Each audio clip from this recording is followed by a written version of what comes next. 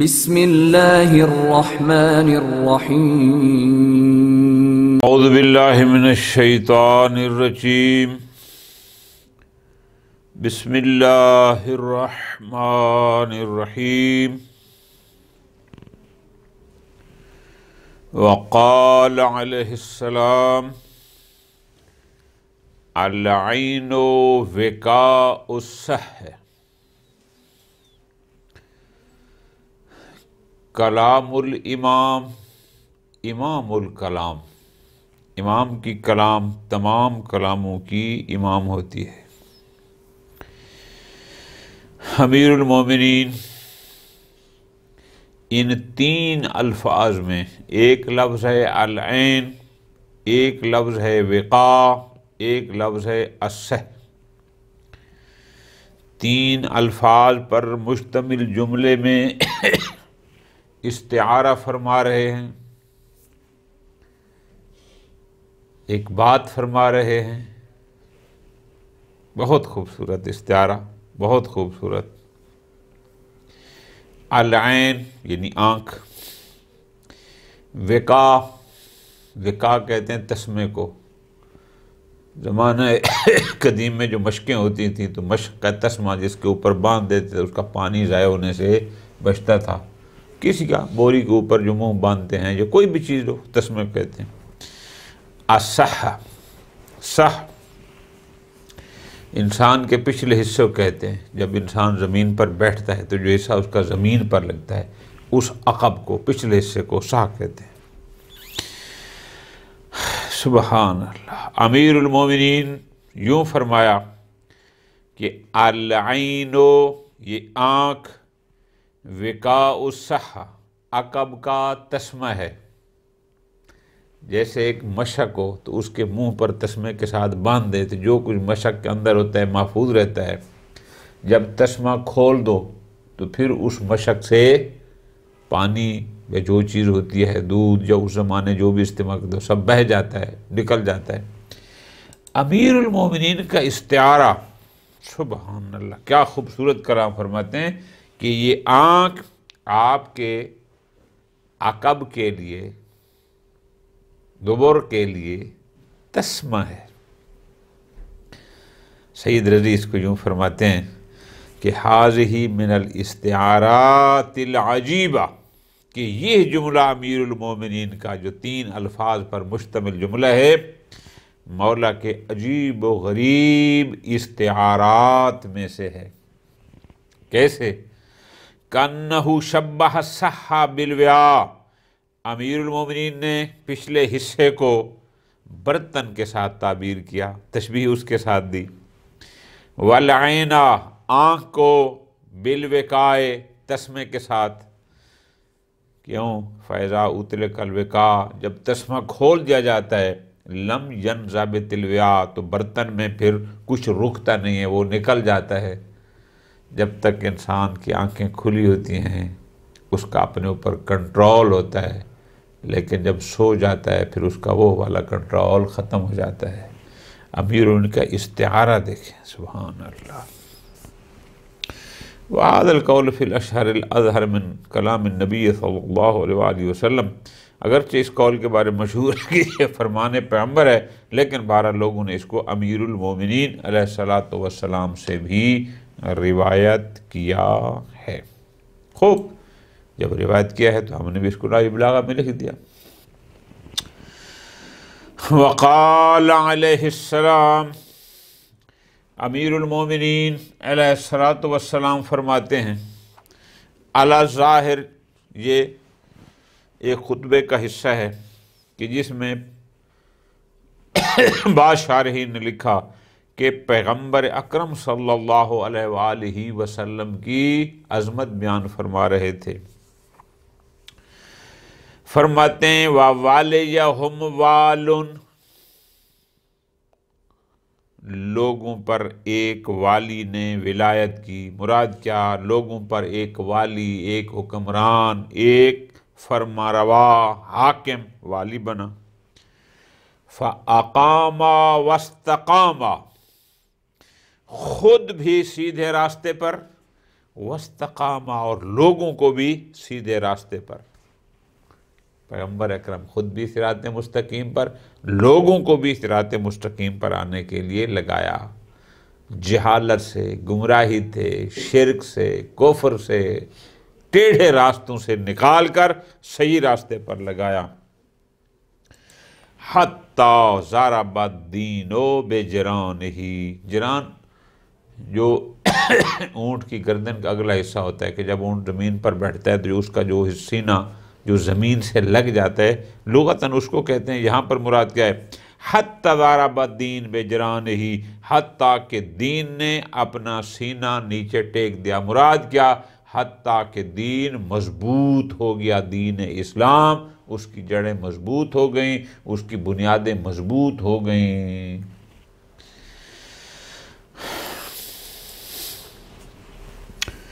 وقال علیہ السلام،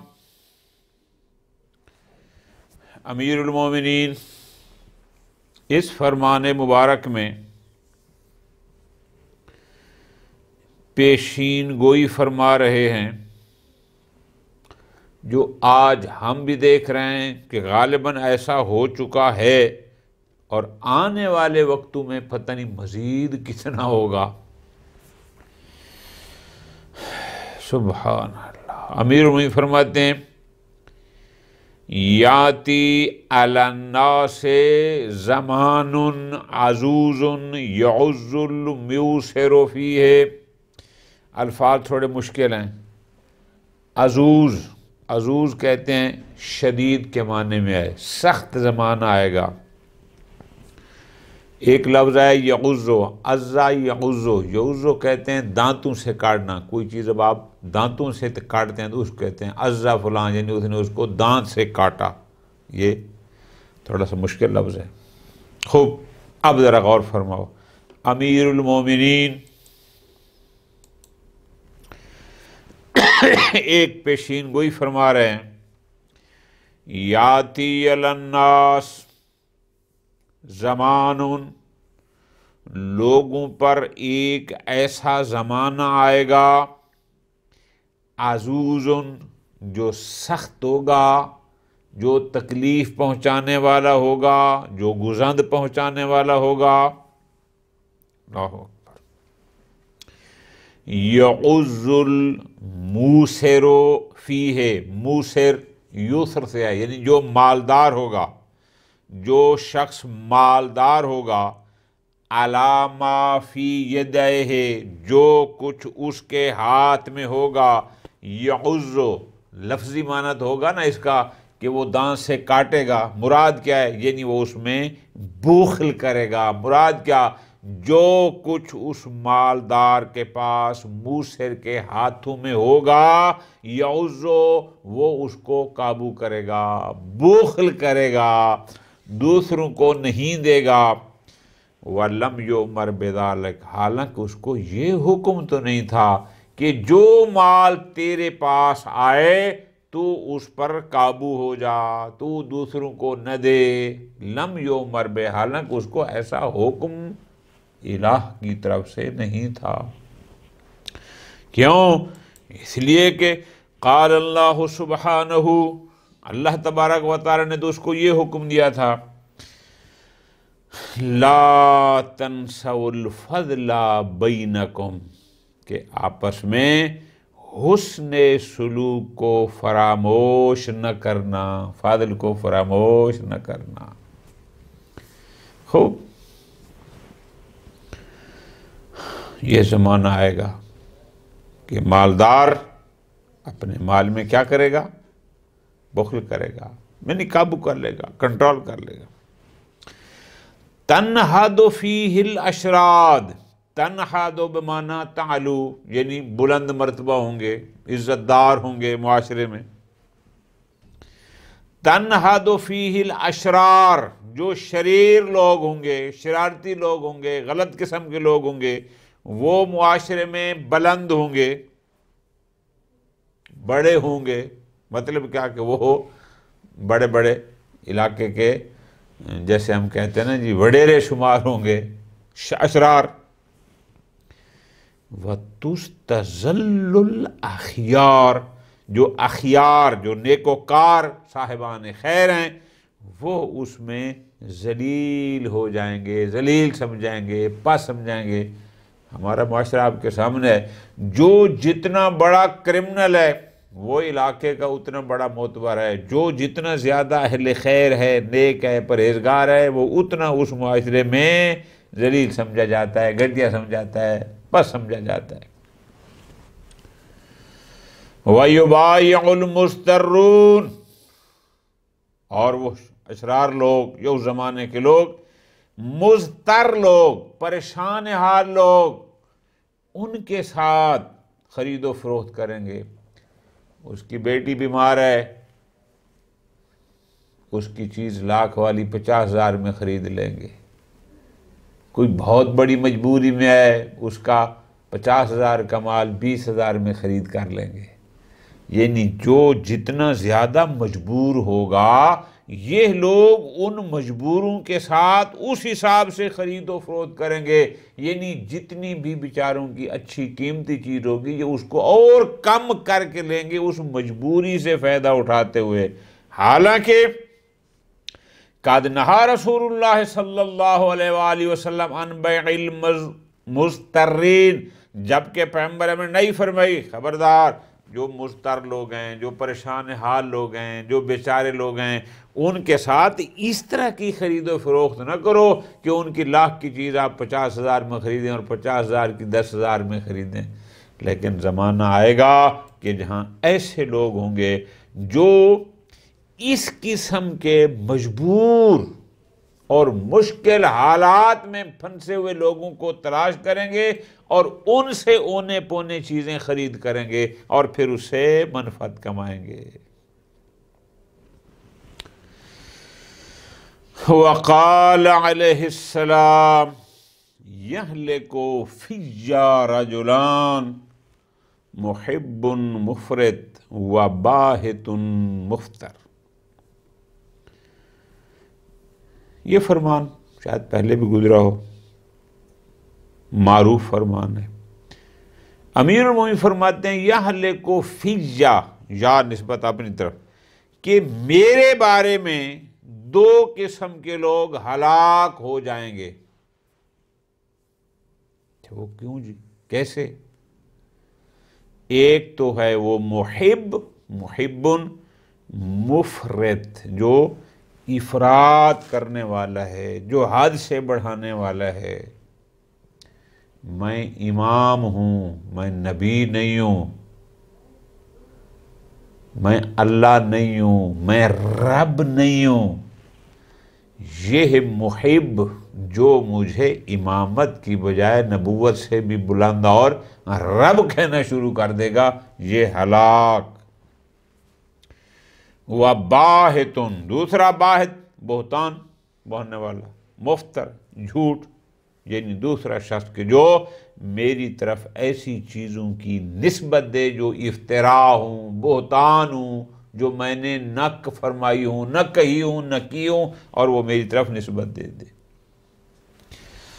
وقال رضی، سید رضی فرماتے ہیں کہ یوں بھی بعض لوگوں نے نقل کیا ہے کہ مولا نے یوں فرمایا، ہلاک فی رجلان، کہ میرے بارے میں 2 قسم کے لوگ ہلاک ہو جائیں گے۔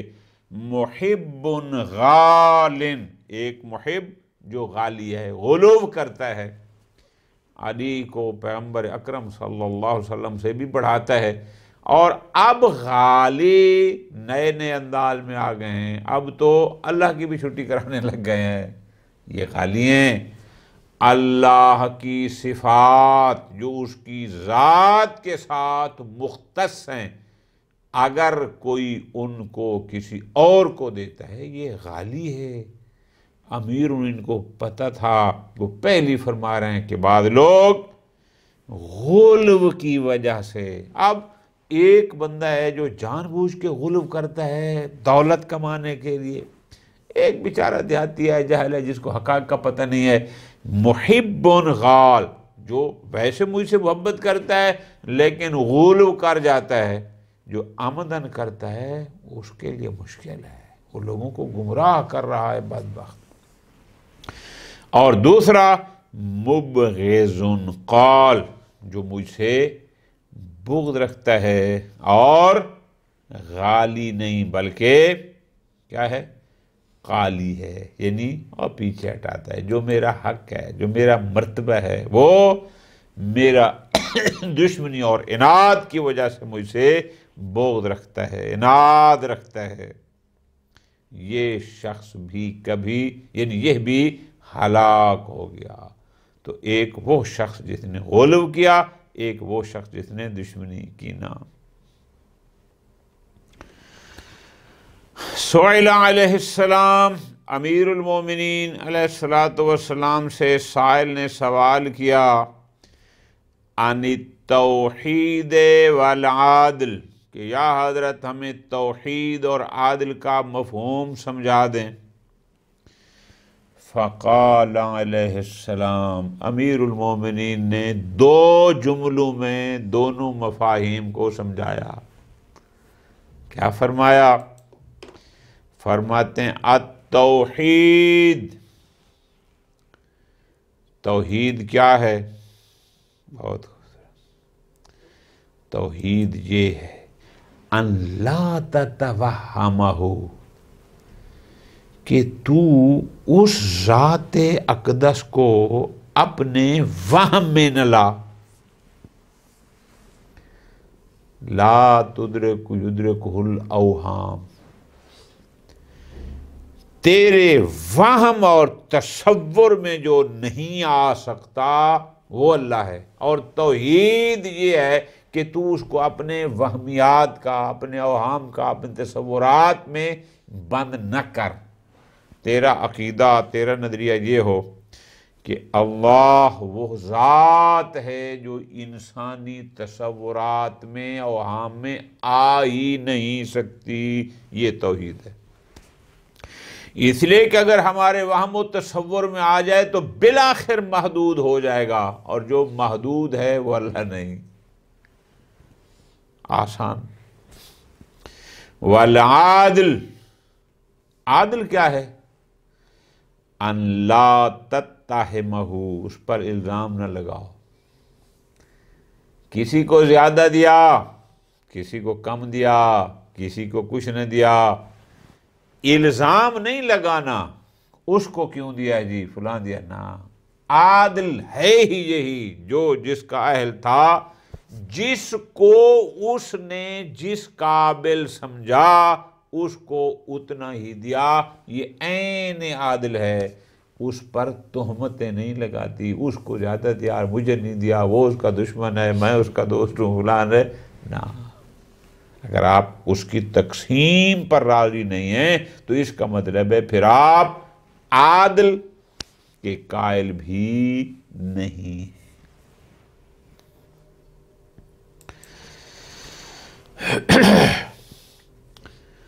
وقال علیہ السلام،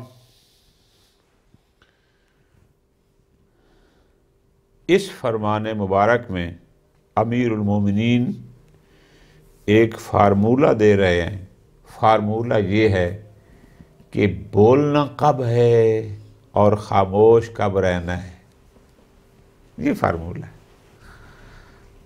ہر مسئلہ میں ہر جگہ پر بولنا بھی ٹھیک نہیں، ہر جگہ پر خاموشی بھی ٹھیک نہیں۔ امیر المومنین فارمولہ یہ دے رہے ہیں کہ لا خیر فی الصمت عن الحکم، حکم سے مراد یہاں حکمت ہے، کہ حکمت اور دانائی کی بات کو نہ کرنا، خاموش رہنا، اس خاموشی میں لا خیرہ، کوئی خیر نہیں، کوئی اچھائی نہیں۔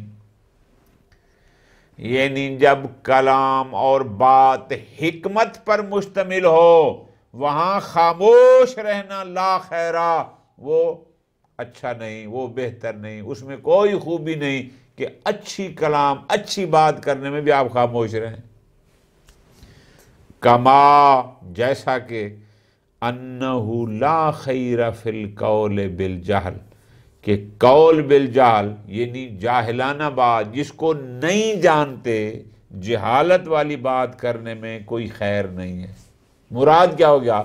جہاں جاہل ہو، جس کو نہیں جانتے، وہاں خاموشی میں خیر ہے، اور جو بات حکمت اور دانائی پر مشتمل ہے وہاں خاموشی میں خیر نہیں، وہاں بولنے میں خیر ہے۔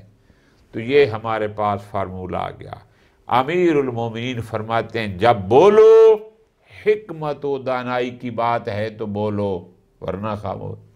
اور اگر تمہارے پاس جہالت سے مراد یعنی جاہلانہ بات، جس چیز کو تم جانتے نہیں ہو، اور انجانے میں بغیر جاننے کے اس بارے میں گفتگو کرنا کہ ایک چیز کے بارے میں تم جانتے نہیں ہو، جسے نہیں جانتے اس میں بولنا شروع کر دو، اس میں کوئی خیر نہیں۔ مجھے فقہ کا پتہ نہیں ہے، میں فقہ پر بولنا شروع کر دوں، مجھے تاریخ کا پتہ نہیں ہے، میں تاریخ پہ بولنا شروع کر دوں، مجھے علم کلام کا پتہ نہیں ہے، میں علم کلام میں بولنا شروع۔ ہم فرماتے ہیں جو قول بالجہل ہے، یعنی جس چیز سے تم جاہل ہو، جس کو جانتے نہیں ہو، اس کے بارے میں بات کرنے میں لا خیرہ، کوئی نہ کوئی اتنی بڑی غلطی کر جائیں گے کہ پھر شاید اس کا آپ کو خمیازہ بھگتنا پڑے، اور پھر اس کا ازالہ بھی آپ سے نہ ہو سکے۔ وقال علیہ السلام فی دعاء استسقا بہ، امیر المومنین کی دعا کے الفاظ ہیں استسقا بہ، جس دعا کے ذریعے امیر نے اللہ تعالیٰ سے بارش کی طلب فرمایا۔ استسقا یعنی ساقی طلب کرنا، بارش طلب کرنا۔ دعا کے یہ جملے ہیں، فرمایا اللہم اسقنا زلل السحاب دون سحابہا، سحاب کہتے ہیں بادلوں کو، زلل اور سحاب، سحاب سواد کے ساتھ، یہ دو لفظ ہیں۔ ذلول اس اونٹنی کو کہتے ہیں کہ جس سے اگر آپ دودھ نکالنا چاہیں تو آرام سے کھڑی رہے، جس پر سوار ہونا چاہیں تو آرام سے بیٹھ جائے، آپ اس پر سوار ہو جائیں، یہ اس کو کہتے ہیں۔ سحاب یہ اس اونٹ کو کہتے ہیں کہ جو مست قسم کو، جو اپنے مالک کو اپنے اوپر سوار نہ ہونے دے، بلکہ اس میں بات یہ بھی لکھا ہے لوگوں نے کہ ایسے اونٹ کہتے ہیں کہ جو اپنی ٹانگیں اوپر کر لے، مالک کو بھی گرا دے اور اپنا پلان بھی گرا دے، یعنی مراد سرمستان جو کسی کے قابو میں نہ آئے۔ اب امیر المومنین کی سبحان اللہ عجیب ہے، فرماتے ہیں اللہم اسقنا، یا اللہ بار الہ، اسقنا ہمیں سیراب فرما، کس سے؟ زلل السحاب یعنی ایسے بادلوں سے کہ جو فرما بردار ہوں، دون سحابہا ایسے بادلوں سے نہ کہ جو منہ زور ہوں، سرکش ہوں۔ اب بادل کہاں سرکش ہوتا ہے، بادل کہاں فرما بردار ہوتا ہے؟ سبحان اللہ۔ قال رضی، اب سید رضی اس کی وضاحت فرما رہے ہیں، فرماتے ہیں قال رضی، سید فرماتے ہیں ھذا من الکلام العجیب بالفصاحہ، یہ امیر المومنین کے فصاحت و بلاغت پر مشتمل عجیب کلام میں سے ہے۔ کیوں؟ وذالک انہ علیہ السلام، کہ امیر المومنین علیہ السلام نے شبہ الصحابہ، ان بادلوں کو تشبیہ دی ہے۔ کیوں؟ کون سے بادل؟ ذوات الرعود، کہ جن میں رعد کڑک ہوتی ہے، والبوارق بارق جن میں چمک ہوتی ہے، والریاح جن میں ہوا ہوتی ہے، والصواعق جس میں بجلیاں ہوتی ہیں۔ بادل آتے ہیں نا مختلف، جب طوفانی بارش آتی ہے کڑک بھی ہوتی ہے، بجلی بھی ہوتی ہے، تیز ہوا بھی ہوتی ہے، یہ سب ہم دیکھ رہے ہوتے ہیں۔ اس قسم کے بادلوں کو امیر المومنین نے تشبیہ دی ہے کس کے ساتھ؟ بالعبل السحاب، ان اونٹوں کے ساتھ کہ جو سرکش ہوتے ہیں۔ ٹھیک ہے جی، التی تکمس برحالہا وتقص برکبانہا، کہ جو اللہ اکبر، تکمس برحالہا، جو اپنے اور راحل کو، اپنے سوار کو، ان کو کیا کرتے ہیں؟ فرماتے ہیں ایک تو اپنے پلانوں کو، رحل سے مراد یہاں پلان، ان کو گرا دیتے ہیں، وَتَكِسُّ بِرُكْبَانِهَا، اور جو ان کے راکب جو سوار ہوتے ہیں وہ ان کو بھی گرا دیتے ہیں۔ ان بادلوں کو، جو کڑک والے، بجلی والے، چمک والے، تیز ہوا والے، ان کو اس قسم کے اونٹوں سے تشبیہ دی۔ وَشَبَّهَ السَّحَابَ خَالِيَةً، اور ایسے بادل کہ جس میں نہ کوئی تیز ہوائیں ہوتی ہیں، نہ کوئی بجلی ہوتی ہے، نہ کوئی کڑک ہوتی ہے، اس کو تشبیہ دی بِالْإِبِلِ ذُرَل، ان اونٹنیوں کے ساتھ، التی تحلبو، کہ جن کا دودھ نکالا جاتا ہے، طیعتاً، وہ مطیع ہوتی ہیں، آرام سے کھڑی رہتی ہیں، تقعدو مسمحتاً، اور ان پر سوار ہوتا ہے تو سوار کی مرضی کے مطابق ان پر بیٹھا جاتا ہے، چل پڑتی ہیں۔ امیر المومنین نے دیکھو کہاں یہ بادل اور کہاں وہ اونٹ، دو قسم کے اونٹ کو تشبیہ دی ان بادلوں کو ان اونٹوں کے ساتھ، کہ ایک اونٹ وہ ہوتا ہے جو سوار کو چڑھ دیتا، جو سوار کو گرا دیتا ہے، جو سامان گرا دیتا ہے، تو یہ وہ بادل ہوں گے جن میں کڑک ہوگی، بجلیاں ہوں گی، تیز ہوں گی۔ یہ بھی تو ایسے ہوتے ہیں، بسا اوقات فائدہ تو ہوتا ہے، لیکن علی ظاہر ہمیں لگتا ہے کہ مکان گر جاتے ہیں، طوفان آ جاتا ہے، ایکسیڈنٹ ہو جاتے ہیں، پتہ نہیں کیا کیا ہو جاتا ہے۔ وکیل علیہ السلام، کہنے والے نے امیر المومنین کی خدمت میں عرض کی، لو غیرتا شیبکا یا امیر المومنین، کہ جناب اگر آپ نے شیب یعنی اپنے ان سفید بالوں کو تبدیل کر لیتے، مراد کیا تھا؟ یعنی کوئی خضاب شراب لیتے، کلر شل کر لیتے، داڑھی کالی ہو جاتی یا سرخ ہو جاتی۔ امام نے فرمایا الخضاب زینہ، بات آپ کی صحیح ہے، خضاب لگانا زینت ہے، پیغمبر بھی لگاتے تھے، صحابہ کہتے تھے، لیکن ہم اس لیے زینت نہیں کرتے، نحن قوم فی مصیبت، چونکہ ہم لوگ سوگوار ہیں، مصیبت میں۔ سوگواری سے مراد کیا؟ چونکہ پیغمبر اکرم صلی اللہ علیہ وآلہ وسلم اس دنیا سے جا چکے ہیں، ان کی وفات کا سوگ ہمارے اوپر طاری ہے، اس لیے ہم یہ زینت والا کام اور یہ نہیں کرتے، خضاب نہیں لگاتے، ورنہ خضاب زینت ہونے کا انکار نہیں ہے۔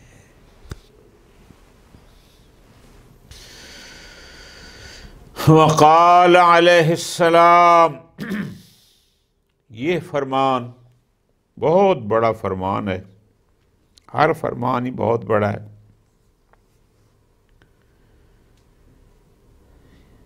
دو قسم کے لوگ ہوتے ہیں، ایک بندہ وہ ہے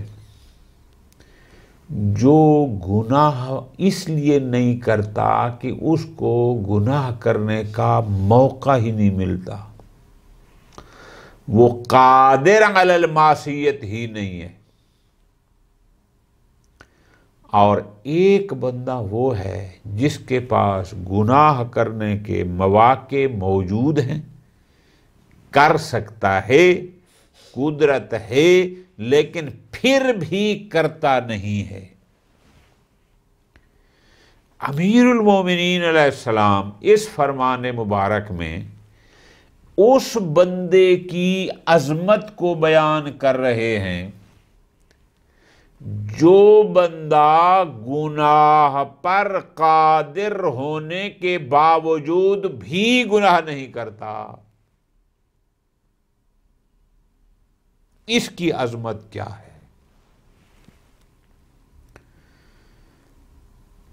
امیر ان فرماتے ہیں کہ ایک شخص جو راہ خدا میں شہید ہو جاتا ہے، شہادت کا رتبہ پا جاتا ہے، کنفرم جنتی شاہد، راہ خدا میں شہید ہو گیا۔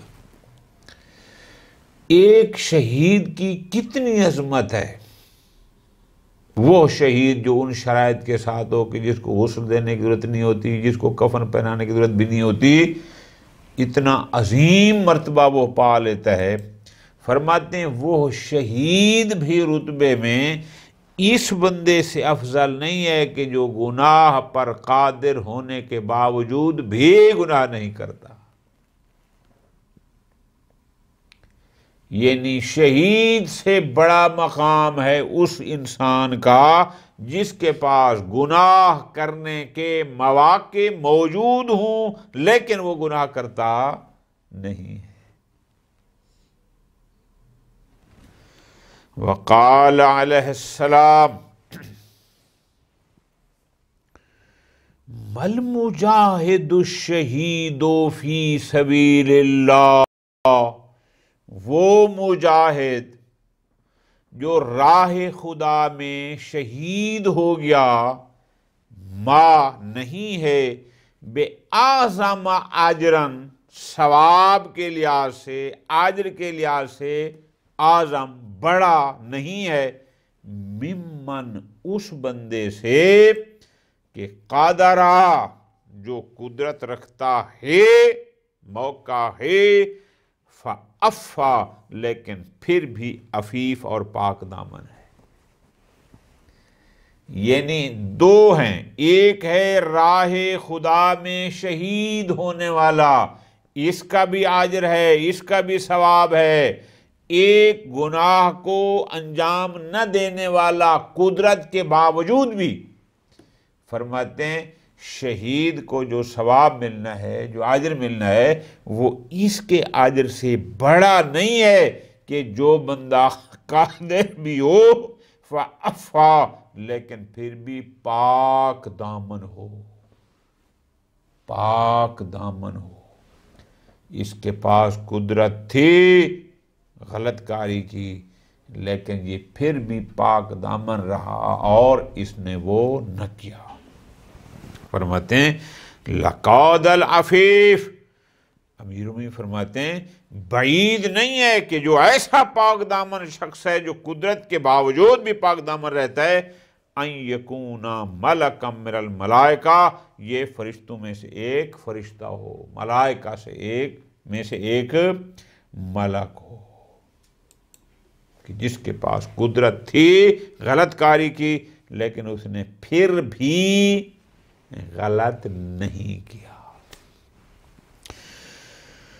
وقال علیہ السلام القناعۃ مال لا ينفد، غالباً یہ پہلے بھی گزرا ہے، قناعت ایسا مال ہے جو کبھی ختم نہیں ہوتا، یہ پہلے بھی گزارش کی تھی۔ قناعت یعنی جو ملا ہے اس پر راضی رہنا، جو اللہ نے عطا فرمایا ہے اسی پر راضی رہنا۔ غالباً یہ 57 نمبر فرمان مبارک تھا انہی کلمات میں کہ القناعت ایسا مال ہے لا ينفد، لا ينفد جو ختم نہیں ہوتا۔ بعض لوگ کہتے ہیں کہ یہ پیغمبر اکرم کا فرمان ہے، ان کا بھی ہو یا امیر ان کا ہو، حکم دونوں کا سارانکھوں پر ہے کہ قناعت ایک ایسا مال ہے، ایک ایسی ثروت ہے جو کبھی ختم نہیں ہوتا۔ اللہ تبارک و تعالی ہمیں کلام امیر المومنین کو پڑھنے، سمجھنے اور عمل کرنے کی توفیق عطا فرمائے۔ صلی اللہ علی محمد و آل محمد۔